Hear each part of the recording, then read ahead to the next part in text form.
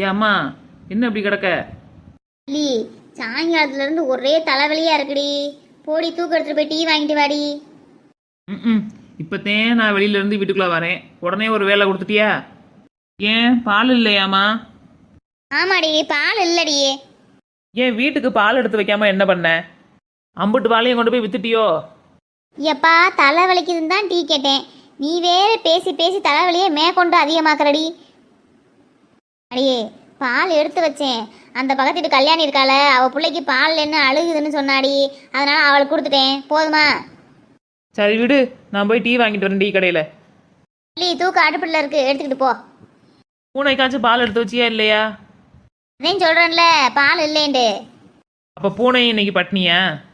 நொய் நொயின்னு பேசிட்டு இருக்காம போய் டீயை வாங்கிட்டு வா முதல்ல. சரி போகிறேன், டென்ஷன் ஆகாத. டேய் பிரபு, உன் ஆள் தூக்க